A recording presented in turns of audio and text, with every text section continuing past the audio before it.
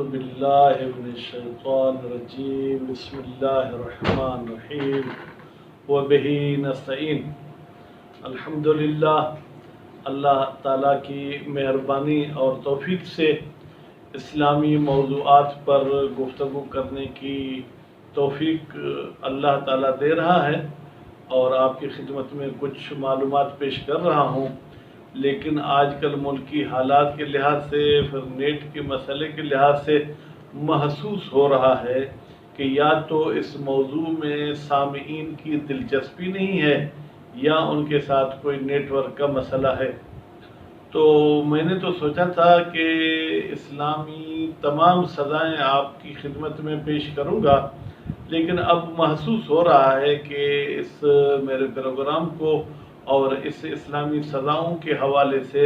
شاید سامعین کوئی خاص دلچسپی اور شوق نہیں رکھتے ہیں،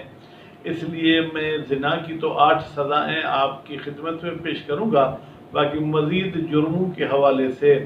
اگر آپ لوگوں کی طرف سے فرمائشیں آئیں تو آگے گفتگو کروں گا، نہیں تو اس بحث کو پھر یہیں پر میں سمیٹ لوں گا۔ تو امید کرتا ہوں کہ جو بھی احباب اس میرے کلپوں کو دیکھتے ہیں وہ میرے چینل کو بھی سبسکرائب کریں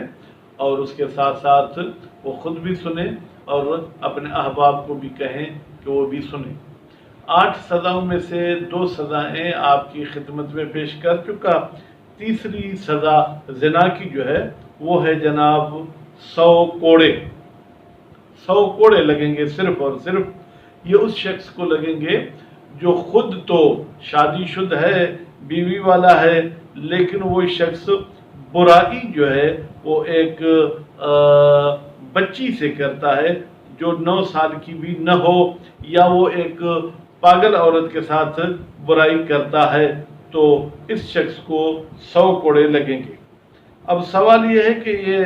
100 کوڑے کس طریقے سے لگنے چاہیے اور یہ کوڑے کون لگائے گا؟ تو کوڑے تو لازمی حاکم شرع کے حکم سے لگیں گے، اور یہ کوڑے جو ہے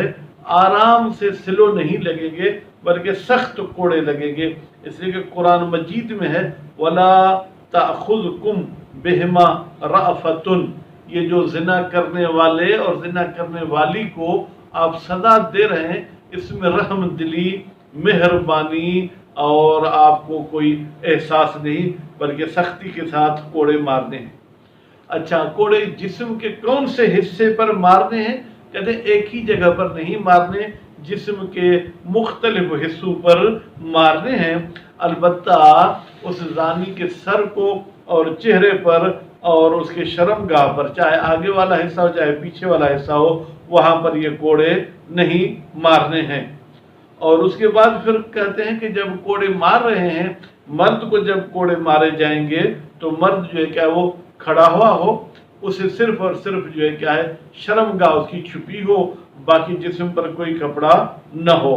بس مرد کا کھڑا ہو اور ساتھ میں اس کا جسم جو ہے کیا ہے عریان ہو، صرف جو ہے وہ شرمگاہ چھپی ہو۔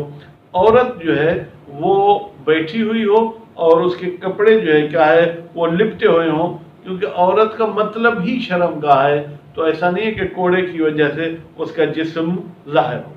یہ تو تیسری سزا تھی۔ چوتھی سزا یہ ہے کہ زنا کرنے والے کو کوڑے بھی لگائے جائیں گے، اس کے سر کے بال بھی مونڈے جائیں گے اور اسے شہر سے بھی نکالا جائے گا۔ یہ اس شخص پر سزا ہے جو شخص آزاد بھی ہو اور جو ہے کیا ہے جناب غیر محسن یعنی شادی شدہ نہ ہو، اور اسی طریقے سے وہ کسی کنیز کا مالک بھی نہ ہو۔ البتہ فرماتے ہیں کہ شہر سے نکالیں گے مرد کو یا عورت کو، اور سر کس کا مونڈیں گے، مرد کا یا عورت کا؟ تو بہرحال یہ مرد کا ہے، عورت کا نہ سر مونڈیں گے نہ ہی اس عورت کو جو ہے کیا ہے شہر سے نکالی دی جائے گی، کیونکہ عورت اگر شہر سے نکالی جائے تو مزید اس کی عزت پامال ہونے کا خطرہ ہوتا ہے۔ اب یہ 2 سزائیں تو تھیں عام آزاد انسان کے لیے، اب پھر جو ہے کیا ہے جناب 2 سزائیں آپ کو بتائیں گے عبد کے لیے، حالانکہ آج کل عبد اور کنیز کا سلسلہ نہیں ہے، وہ جب امام زمانہ آئیں گے और उनके आर्डर से जिहाद होगा तो फिर जो कुफार को पकड़ कर लाएंगे तो फिर वो सिलसिला शुरू होगा। तो बहरहाल 50 कोड़े हैं जनाब, अगर जिना करने वाला अब्द हो या कनीज हो, अलबत्ता दोनों बालिग हों, आकिल हों। और उसके बाद फिर फरमाते हैं कि जो है क्या है वो शादीशुदा हों या ना हो, तो ये बड़ा लंबी चौड़ी बहस है, इस पर हम नहीं जाएंगे। उसके बाद फिर जो है क्या है, एक छठी सज़ा जो है क्या है वो सज़ा मुबअज़ है, यानी उस पर आज़ाद इंसान वाली भी सज़ा जारी होगी और अब्द वाली भी। वो उस अब्द या कनीज में है जिसका कुछ हिस्सा आज़ाद है और कुछ हिस्सा, मसलन आधा आज़ाद है और आधा अब्द है, क्योंकि कभी कभी अब्द और उसके मालिक के बीच में ये तय पाता है कि मैं इतने पैसे अदा करूंगा, मेरा आधा हिस्सा आज़ाद कर देना, मेरा चौथा हिस्सा आज़ाद कर देना। फर्ज करते हैं कि अब्द का अगर आधा हिस्सा आज़ाद है और वो जिना करता है तो आज़ाद इंसान की सज़ा 100 कोड़े है, तो ये आधा आज़ाद है तो 50 कोड़े लगेंगे, और आधा अब्द है तो फिर आधे अब्द में 50 कोड़े नहीं बल्कि 25 कोड़े, नतीजे में 75 कोड़े लगेंगे। तो आज आपकी खिदमत में तीसरी, चौथी, पांचवी और छठी सज़ा मैंने पेश की।